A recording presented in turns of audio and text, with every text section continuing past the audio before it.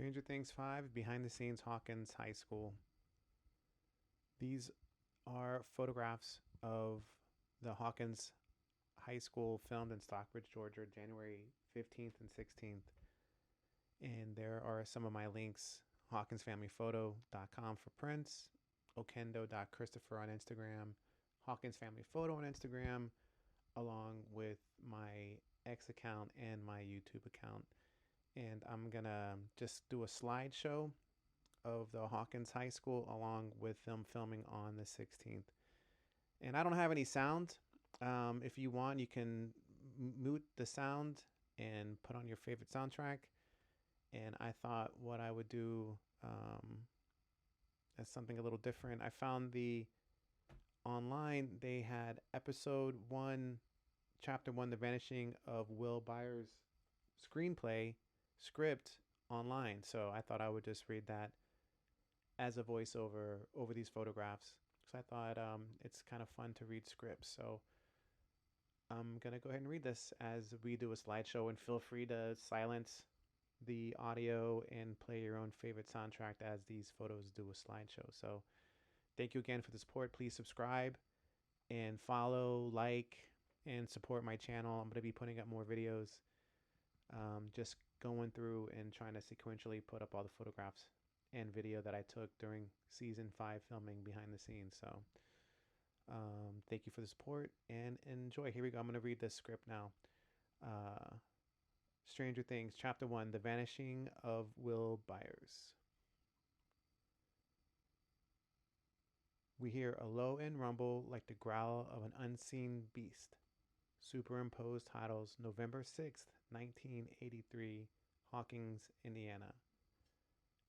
Scene 1, Extension Hawkins, sky, night, fade up on the night sky, dark clouds swallow the stars. We tilt down to find an imposing building sitting alone in dense woods. Superimposed titles, Hawkins National Laboratory, U.S. Department of Energy. Scene 2, interiors Hawkins Lab, sublevel corridor. We're now inside the laboratory, slowly creeping down a long, windowless corridor toward a steel door. Fluorescent lights flicker. A siren warbles, and we continue to hear that low-end rumble. We draw closer to the door and closer, and whoom, the door explodes open. The hinges shrieking, a scientist staggers out, terrified. He sprints down the corridor, running for his life. Faster, faster, faster. Scene 3. Interior Hawkins Lab, sublevel corridor, elevator. He rounds a corner, up ahead, a freight elevator. He mashes the call button. As he waits for the elevator to arrive, he keeps looking back over his shoulder, down that long corridor, terrified. The elevator arrives. The doors grind vertically open. The elevator arrives. The doors grind vertically open. The scientist leaps inside. He hits the button for the floor. As he waits for the doors to close, he hears a strange rumbling noise coming from above him. He looks up at the ceiling. His eyes grow wide and watch through the flickering lights as the scientist is sucked up toward the ceiling by something. His legs kick violently in midair, and he screams in horror, and then the elevator doors snap shut. Scene 4, suburban neighborhood night. Hiss, lawn sprinklers kick on. We are now in a 1980s suburban cul-de-sac. Quiet, calm, we hear the voice of a young boy. Dramatic, intense. Mike, voiceover. Did you hear that? Listen. We focus on a 2-story house at the end of a cul-de-sac. The mailbox reads, The Wheelers. Mike, voiceover. Something is coming. Something hungry for blood. Scene 5, interior Wheeler house, basement, night. A group of boys, 12 years old, play Dungeons and Dragons. They sit around a card table. A grid map is spread out on the table before them, along with nearly empty pizza box, canned Cokes, and all-important Dungeons and Dragons monster manual. Mike Wheeler, 12, is the dungeon master and de facto leader of the group. Mike continued. A shadow grows on the wall. Behind you, swallowing you in darkness. It is almost here. The other boys lean forward, riveted. We survey them. Lucas Sinclair, 12, playing as a knight. He is very small, but his loud mouth more than makes up for it. Dustin Henderson, 12, Playing as a dwarf, he is the most fearful and least confident of our group. Will Byers, 12. Playing as a wizard, he is soft spoken, gentle, delicate. Will, is it? Will, is it? Dustin. What if it's the Demogorgon? We're in deep shit if it's the Demogorgon. Lucas, it's not a Demogorgon. Mike waits for them to settle down. Then Mike, an army of troglodytes, charge into the chamber. He slams 6 winged miniatures onto the map.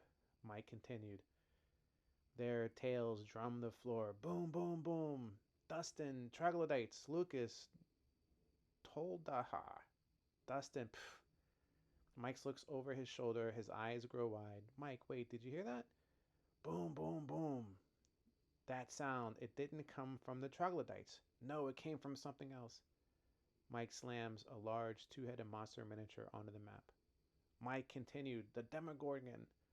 The boys stare. Dustin, we're in deep shit. Mike, Will, your action. Will swallows. God, he wishes it wasn't his turn. Will, I don't know. Lucas, I'd have to roll 13 or higher. Dustin, too risky. Cast a protection spell. Lucas, don't be a wimp. Fireball him. Dustin, protection spell! Exclamation. Mike, the Demogorgon is tired of your silly human bickering. It stomps towards you. Boom. Lucas, fireball him, Will. Mike, another step. Boom. Dustin, cast protection. Mike, it roars in anger. Lucas, fireball. Dustin, protection. Mike and Will, fireball. Will rolls the dice too hard. The dice scatters to the other side of the basement. It lands by the basement steps. Lucas, what is it? Will, I don't know. Dustin, is it a 13? Will, I don't know. The boys scramble to look at the dice when, whoom, the basement door swings open. The boys look up to find Karen Wheeler, late 30s, Mike's mom, standing at the top of the stairs.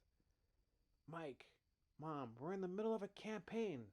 Karen, you mean the end. She taps her watch. Karen, 15 after. Interior Wheeler house, living room, night. Mike chases his mom up the basement. Mike, just 20 more minutes. Karen, it's a school night, Michael, and I just put Holly to bed. You can finish next weekend. Mike, that'll ruin the flow. Karen, Michael? Mike, I'm serious, Mom. It took 2 weeks to plan. How was I supposed to know it would take 10 hours? Karen, you've been playing 10 hours. Mike's dad, Ted, 45, is watching TV, or trying to. The signal is terrible. A snowstorm of static obscures the image. He smacks the TV. Mike, Dad, don't you think? Ted, not even listening. I think you should listen to your mother. Daggum piece of junk. He smacks the TV again. The static flares. Interior Wheeler house, basement night. Lucas, Dustin, and Will stuff belongings into backpacks. Will, does the 7 count? Lucas, shit, it was a 7. Will nods. Lucas, did Mike see it? Will shakes his head. Lucas, then it doesn't count. The boys zip up their backpacks and race up the stairs. Dustin holds up the pizza box. Still 1 slice left. Dustin, hey guys, anyone want this? Lucas, Will, no. Dustin looks back at the pizza, considers. Dustin heads upstairs, pizza box in arms. He walks up to a bedroom door. Through a crack in the door, he sees Nancy Whittler. This is Mike's sister, 16, girl next door, pretty. She is on her bed in pajamas, a phone in hand, fingers twisting its cord, slender legs kicked in the air. Nancy, I know, but I don't think so. Yeah, he's cute, but Barb, listen to me. Dustin waves, getting her attention, holds up the pizza box. Dustin, hey Nancy, there's a slice left if you want it, pepperoni and sausage. Nancy into the phone. Hold on. Nancy walks over and shuts the door in Dustin's face. Whoom. Dustin shuts the garage door behind him. He's in the middle of eating the last pizza slice. The other 3 boys are out here already. Lucas and Will are climbing under their bikes. Mike is seeing them off. Dustin talking with mouth full. Something's wrong with your sister. Mike, what are you talking about? Dustin, she's got a stick up her butt. Luke, it's because she's seeing that barf bag, Steve Harrington. Dustin, yeah, she's turning into a real jerk. Mike, she's always been a real jerk. Dustin climbs onto his bike. Dustin, she used to be cool, like that time she dressed up as an elf for the Elder Tree campaign. Mike, 4 years ago. Dustin, just saying. Dustin and Lucas bike off out of the garage. Will lingers behind a second longer, turns back to Mike. Will, it was 7. Mike, what? Will, the roll, it was a 7. The Demogorgon, it got me.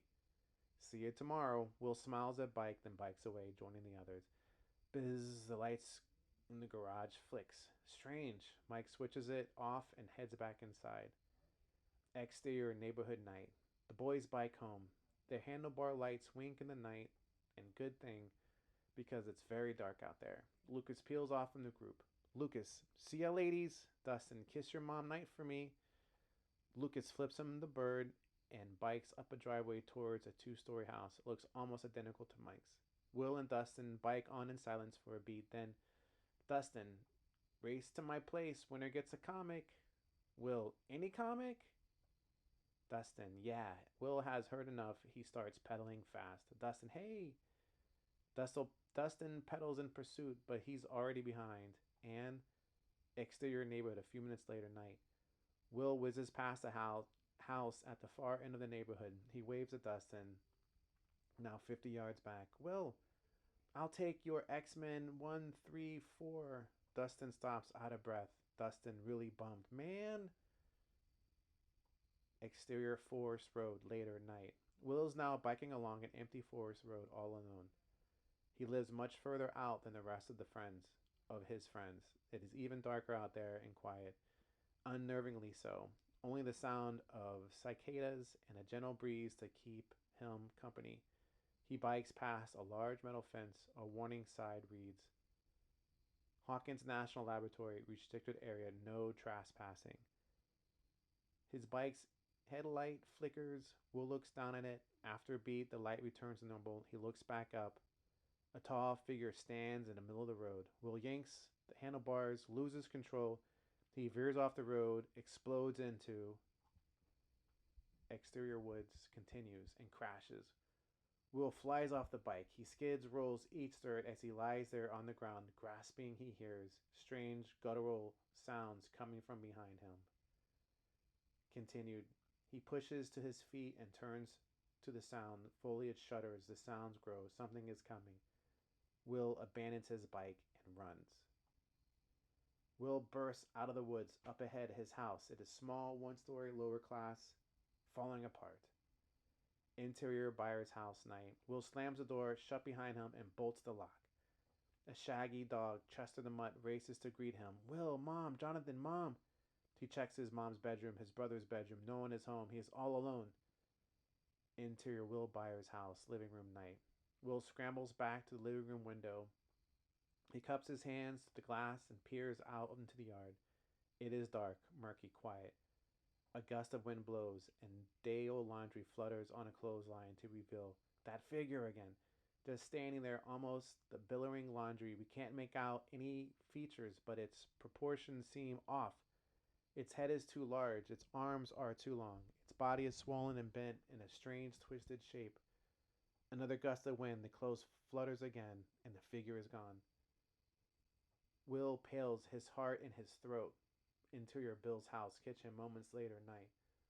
Will rips the phone receiver off the kitchen wall, dials 911, but it does not ring. Just hums with low-end static. Continued. Will, hello, hello. Will pauses. He hears something on the other line, but not a voice. It is that guttural sound he heard in the woods. The pitch rises and falls, makes a series of strange sounds, words. It is as if the figure, whoever, whatever it is somehow speaking to him through the phone receiver. Behind him, Chester begins to growl at the front door. Will lowers the phone and looks back at the door.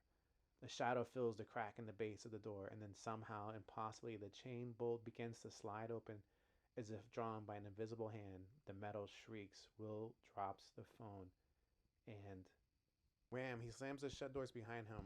Breathing hard, his eyes dart, searching for something. The shed is cluttered and dark, lit only by a naked light bulb hanging from the ceiling.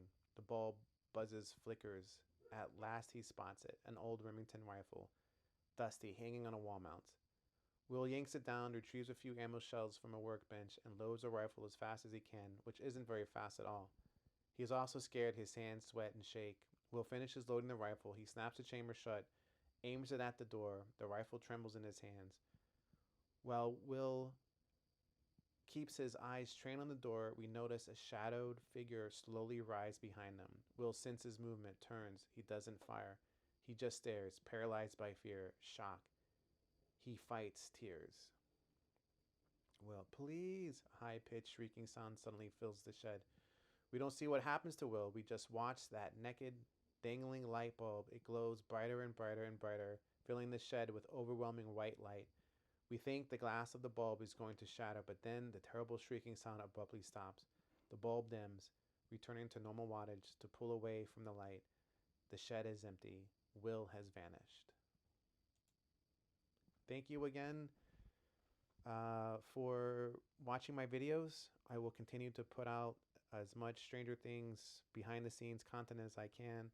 Please like and subscribe. I thought this might be a fun read, especially if you're a fan of Stranger Things. And I will continue to try to get as much content as I possibly can as we look forward to season 5 coming out at the end of the year. And thank you again. I always appreciate the support. Thank you so much.